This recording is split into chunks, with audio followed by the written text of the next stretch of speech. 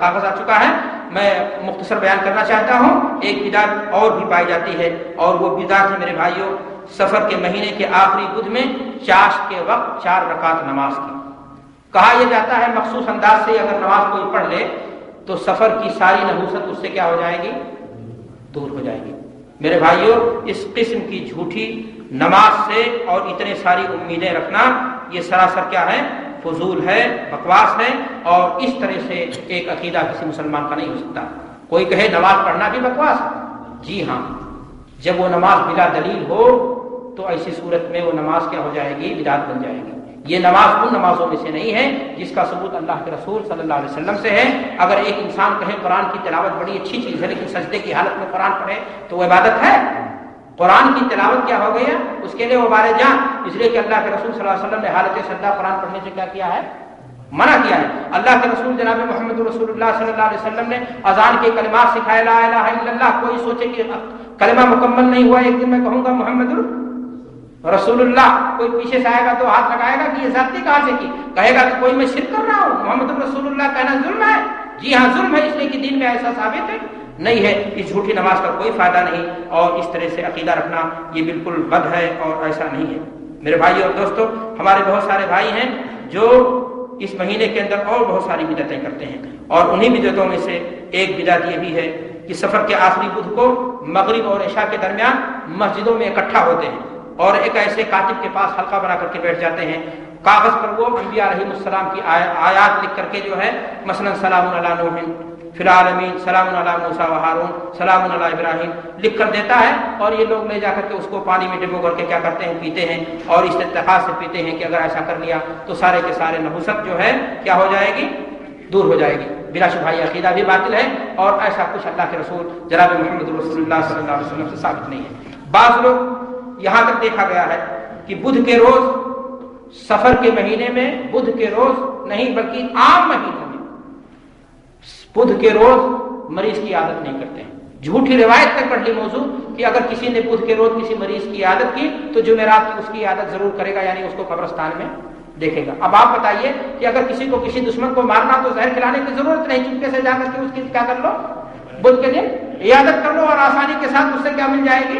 چھٹی مل جائے گی۔ افسوس کی بات ہے یہ امت اسلام اس طرح کے خرافات کی کس طرح سے شکار ہو گئی۔ میرے بھائی اور دوستو، آپ کو سفر کے مہینے میں بہت سارے اچھے کام ملیں گے، جی ہاں، اور انہی اچھے کاموں میں سے آپ کو میں بتاتا ہوں کہ ہجرت کے بعد جہاد کی آیات اللہ تبارک و تعالیٰ نے کس مہینے میں نازل فرمائی؟ سفر کے مہینے میں نازل فرمائی۔ حبیب کبریا اپنے رب کے حکم پر عمل کرتے ہوئے پہلا غزوہ آپ نے اسی مہینے میں کیا، جس کا نام غزوہ ابوا یا غزوہ ادان بھی ہے۔ محسن انسانیت حضرت خدیجہ الکبریٰ رضی اللہ تعالی عنہا سے شادی اللہ کے رسول صلی اللہ علیہ وسلم نے کس مہینے میں کی تھی؟ سفر کے مہینے میں کی تھی۔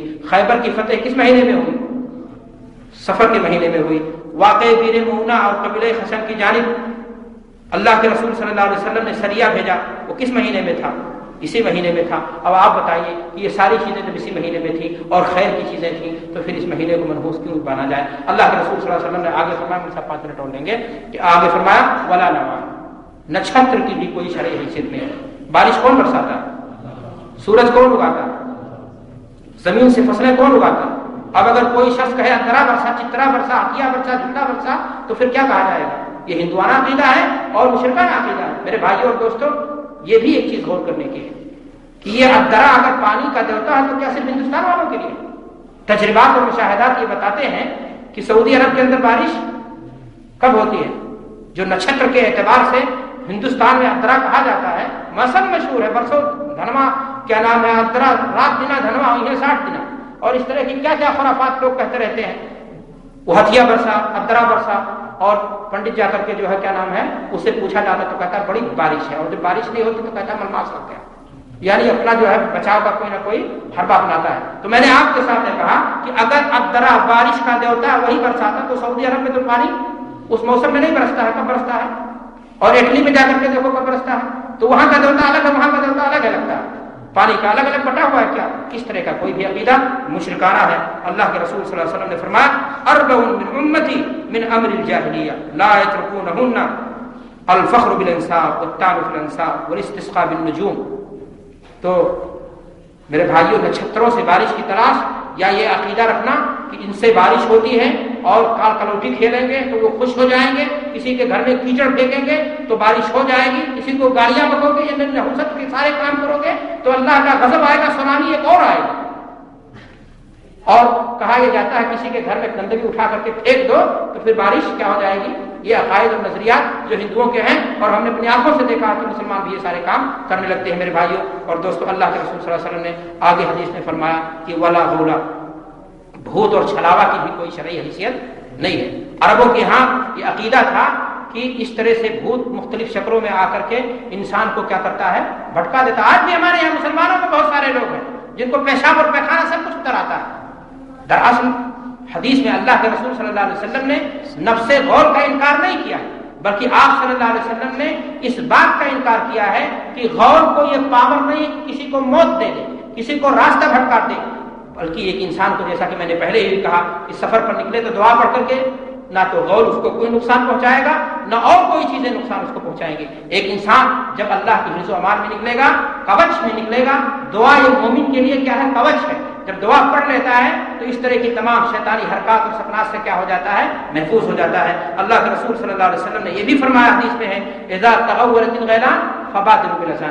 اگر اس طرح سے واقعی معنی میں خدا نہ خواستہ ناپاکی کی وجہ سے آپ نکل پڑے تھے راستے میں، کوئی واقعہ پیش ہی آنے لگے تو آپ کو چاہیے کہ اذان دیجیے، اور اذان کی برکت سے یہ ساری چیزیں کیا ہو جائیں گی، دور ہو جائیں گی. رب کریم سے دعا ہے کہ پروردگار عالم ہمیں برے عقیدوں سے محفوظ فرما دے، ایسے برے عقیدوں سے جس سے ہمارے ایمان پر زد پڑتی ہے، اور ایسے عقیدوں کو، ہمارے عقیدوں کو رب کریم صاف انگوٹھی کے نگینے کی طرح بنا دے، اور ہم جب تک جئیں ایمان اور اسلام پر جئیں، ہماری زندگی شرک کی غلاظت و گندگی سے محفوظ ہو، تاکہ ہماری دعائیں اللہ کی بارگاہ میں شرف قبولیت حاصل کر سکیں.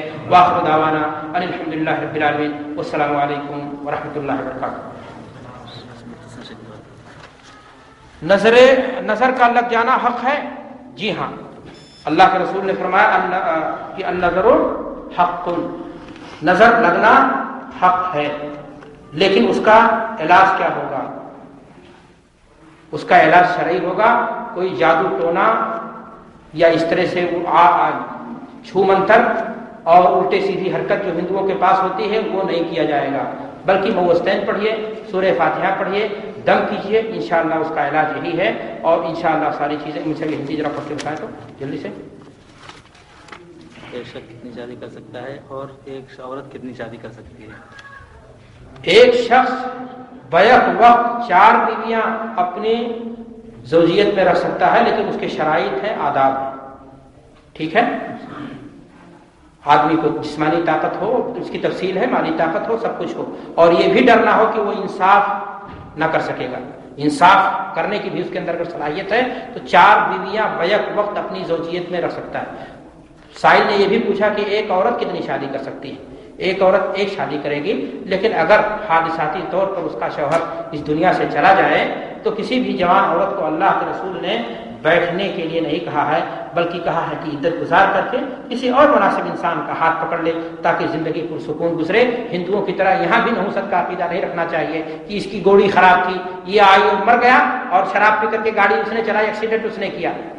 بلکہ اسے حق ہے جینے کا، وہ دوسری شادی کر سکتی ہے، دوسرا بھی مر گیا تیسرے سے کر سکتی، تیسرا مر جائے چوتھے سے کر سکتی ہے، جب اگر اس کے ہاں کوئی بیماری نہ ہو تو کوئی مسئلہ نہیں ہے، ایسی کوئی رکاوٹ نہیں اسلام میں.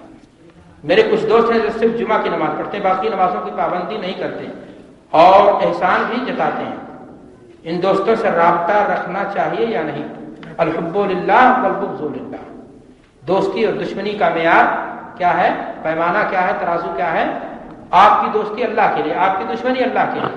ایسا انسان بلا شبہ اگر مستقل طور سے اپنی اس عادت پر برقرار ہے تو دائرہ اسلام سے خارج ہو جائے گا.